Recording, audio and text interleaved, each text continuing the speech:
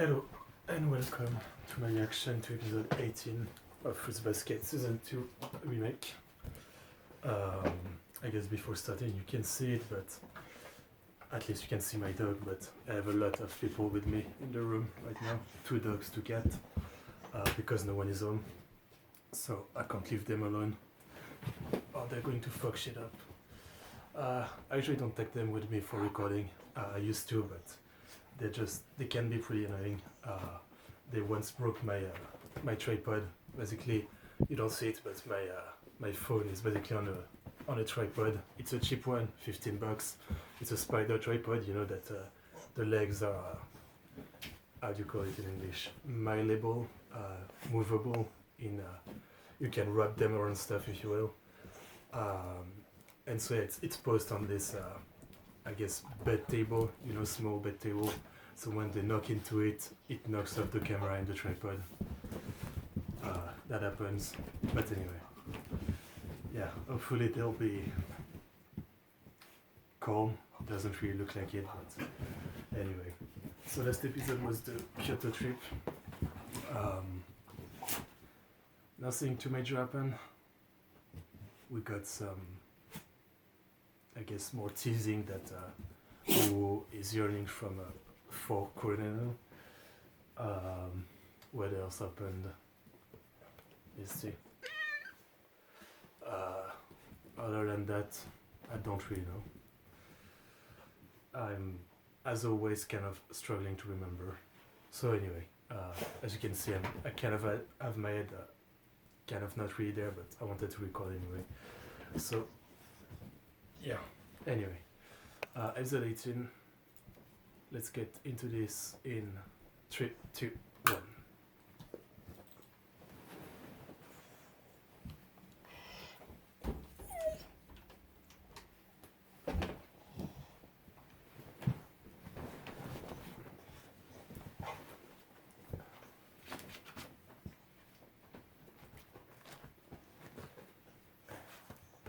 Fair enough.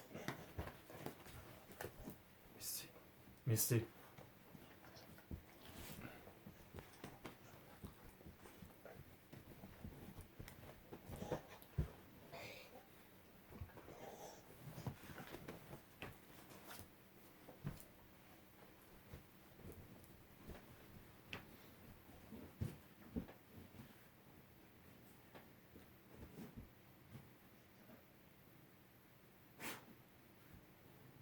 Oh. Still don't really have any answer about her. Is it time? Probably not. At this point, I'm not hoping anymore.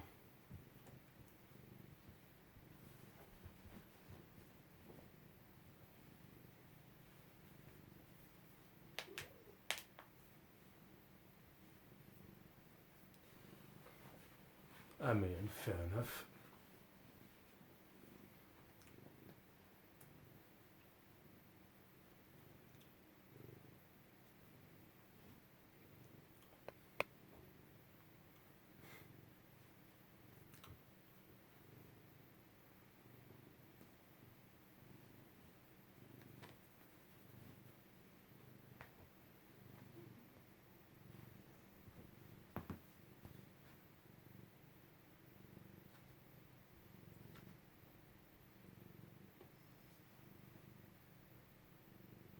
Yeah.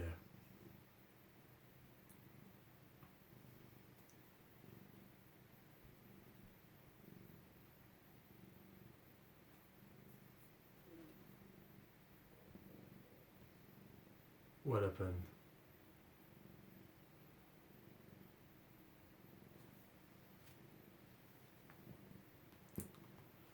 Does she have a bad relationship with her parents?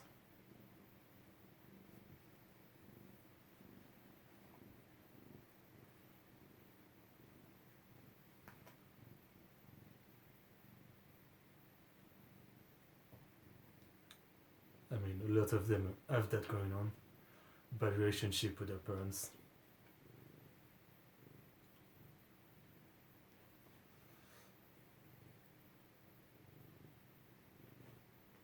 Of what? Oh my god. Okay. I'm definitely getting tired of the cryptic way people are talking and never really giving answers.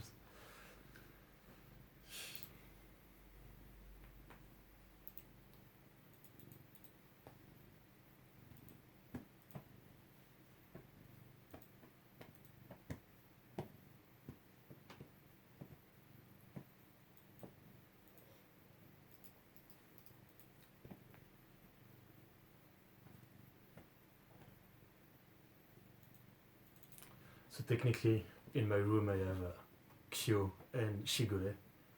Technically dogs and cats. We don't have anything else, unfortunately. We have 3 cats, 2 dogs, and 2. I don't know what it's called in English. Calypsit. It's a singing bird. Uh, yeah, I don't know what it's called in English.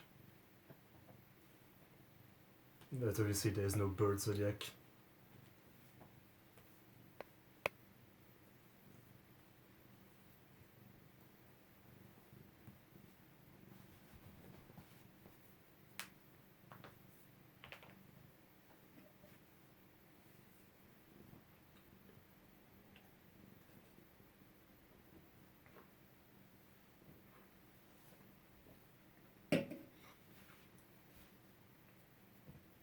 Oh, are we actually getting a focus on her this episode?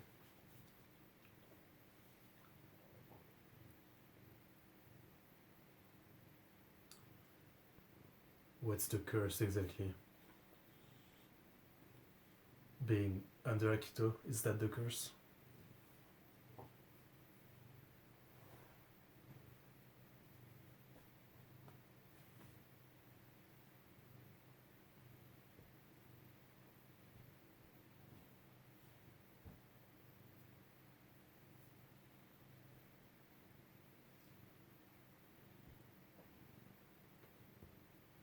Okay, so that's what she was doing. I originally took the scene as it's just what she does. She put out just like that for hurting herself or something. But clearly I was wrong, since nothing happened. But that shows how broken she is.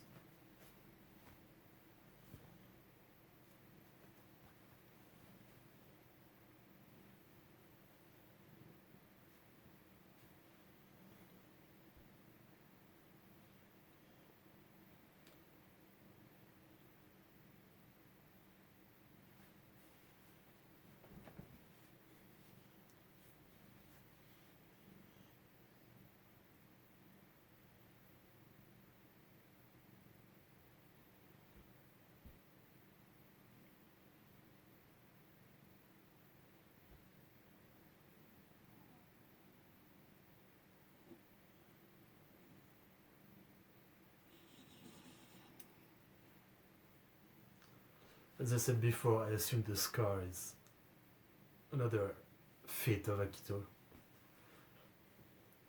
But maybe there is more to it. I mean, there is likely more to it.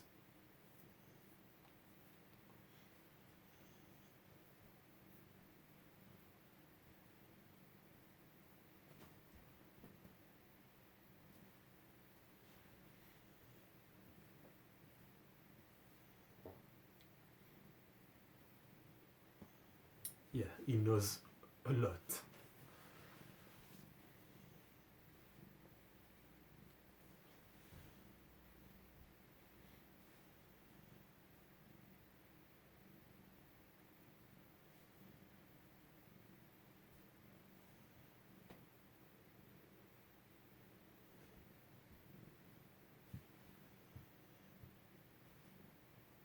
Mm.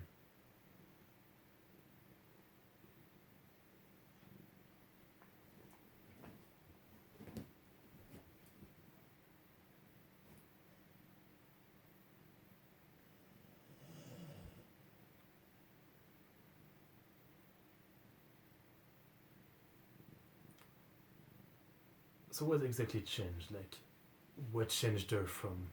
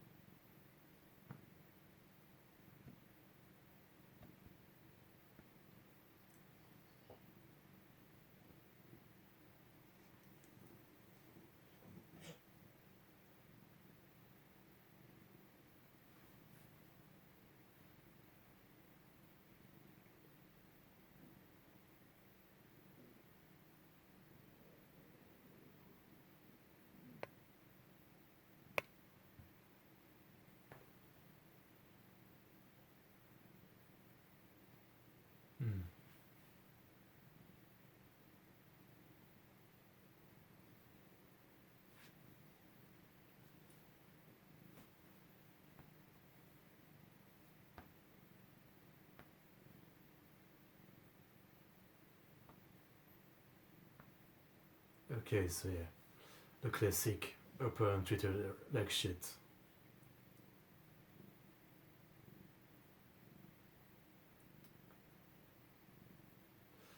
Let's see if Todo can fix her as easily as the other.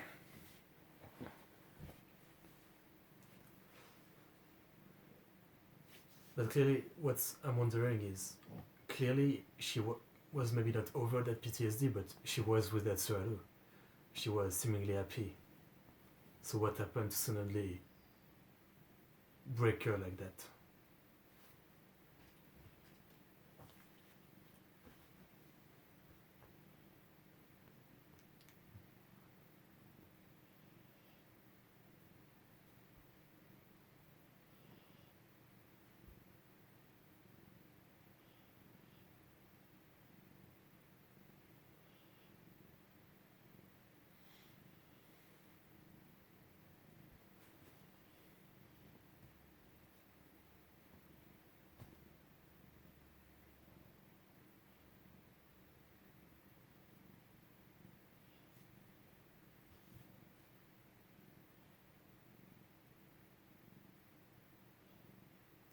Okay.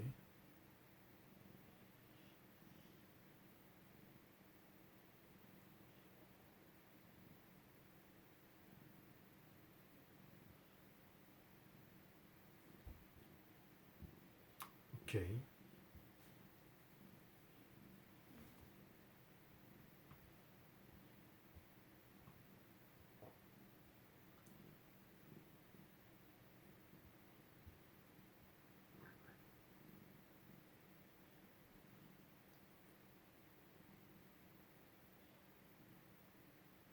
And what I can say is why? Is it the same dumb reason as the others?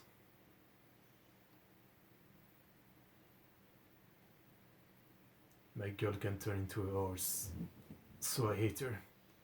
Is that it?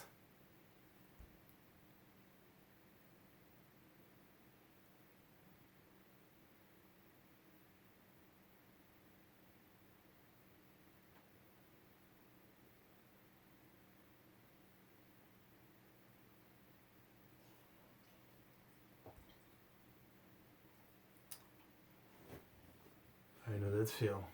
Not wanting to come home.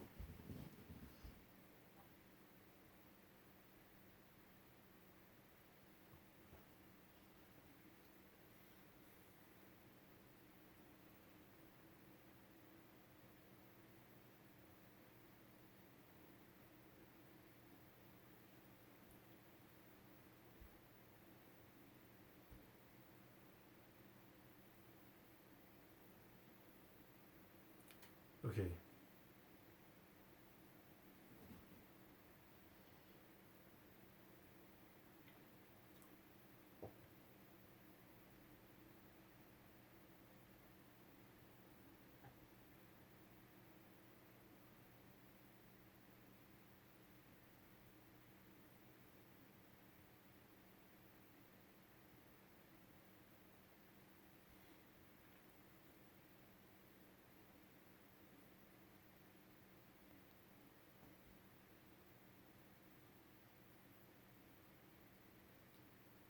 Did she do that to herself, or do they actually like fuck her up?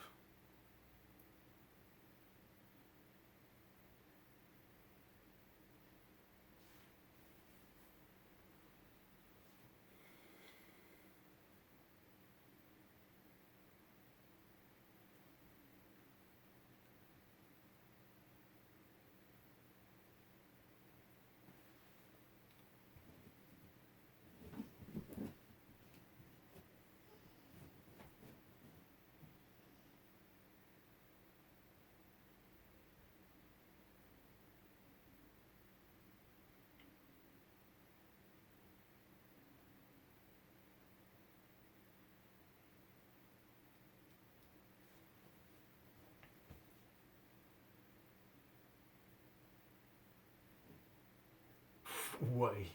Once again, why? This show is pretty great, but this is the one thing that seemed very retarded to me. hopefully they come up with an explanation, something like a curse or whatever. But maybe one couple of parents being like that, alright, but come on. The kids are normal, except they can turn into a horse or an animal.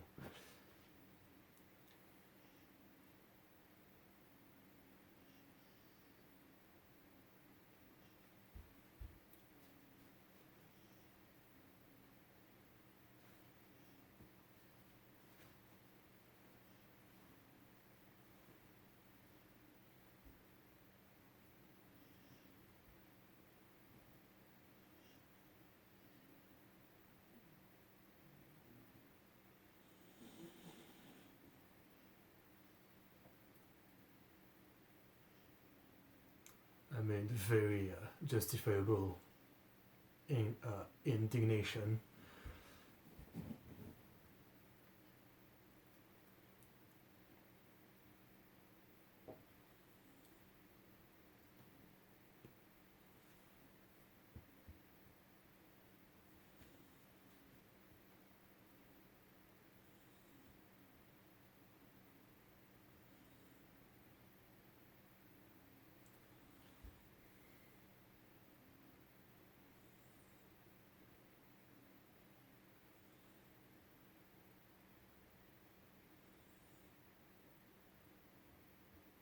Yeah, makes sense. Isa. Isa.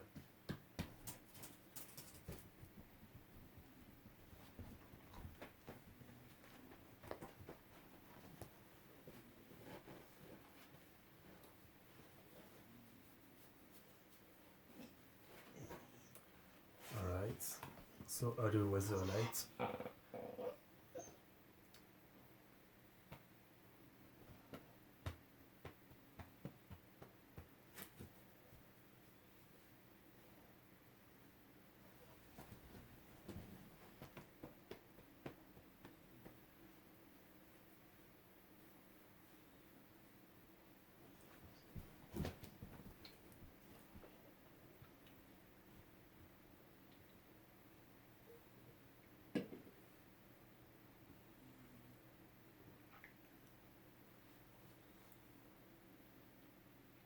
She always wears some pretty interesting outfits. What is that?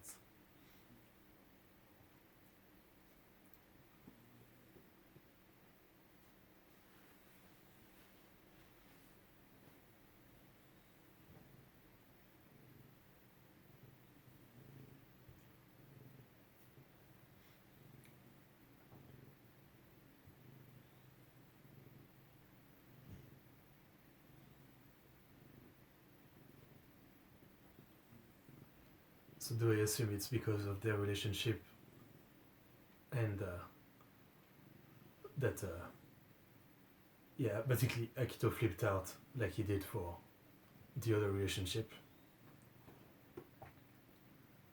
And that's why she's keeping a distance from Atsuharu.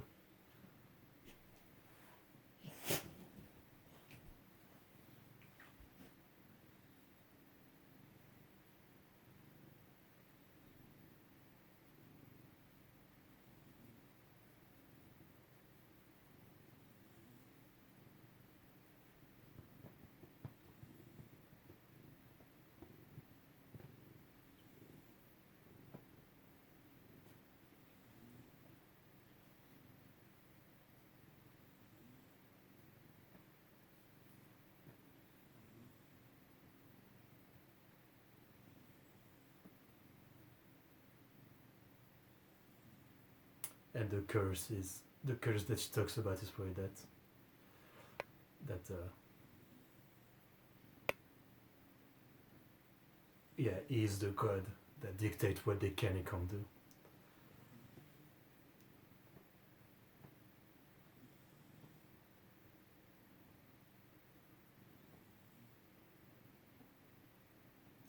It's actually pretty beautiful. She has probably my favorite character design in this show.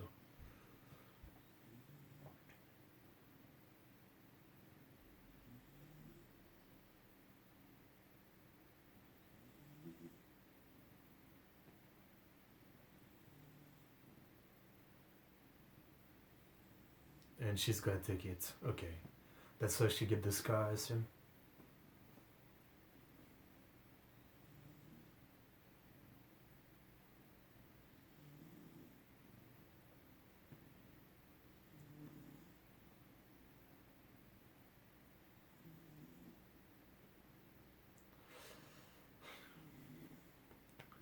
Once again, I say what I always say. Why are they okay with letting him do whatever he wants, hurting them and shit like that?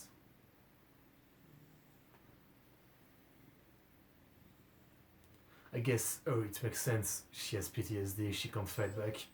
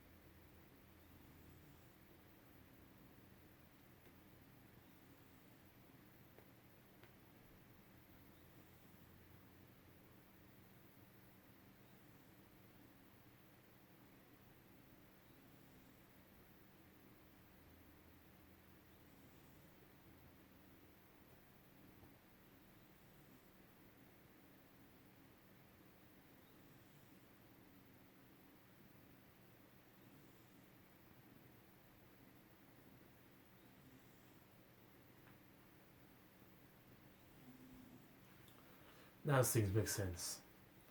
I should have think about the connection earlier. It's the exact same situation as Atori or Kisei and this kid. He has a problem with romance. And each time, yeah, he hurts people. Okay.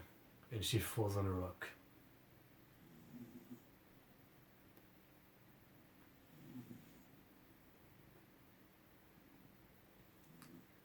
And even after something that fucking bad, no one does anything about it.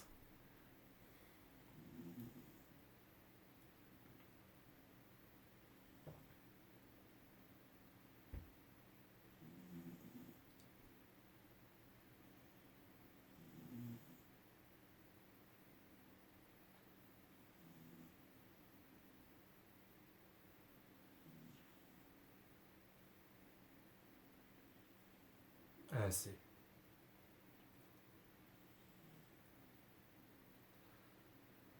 Well, it's really the duality of this show for me, this episode. There is like a lot to love, a lot to praise, and there's still some stuff that just. I wonder if it's just like bad writing or just it hasn't been revealed yet. As I'm saying, the whole thing about Akito doing whatever he wants and no one like stopping him. I think the mental abuse that he does with words, that at the very least I can concede that they might ignore it, but when it just hurts people like that, it makes me wonder, is it just like, is it actually like there's a curse that prevents them from even thinking of getting in his way or something? Is that the curse? Or is it just the writing, the author is like, yeah, I'll just make this character do whatever he wants and with that no consequences. Obviously I won't know what the answer is before the end of the show, but I'm getting a bit fed up with that, to be honest. I mean, obviously this is a incredible amount of build up for the eventuality of when he's finally gonna fall down from grace, which will happen. Obviously it's what I've said before. This show is all about seemingly like helping people and getting them through hard time, and that's what Toru can helps a lot of them.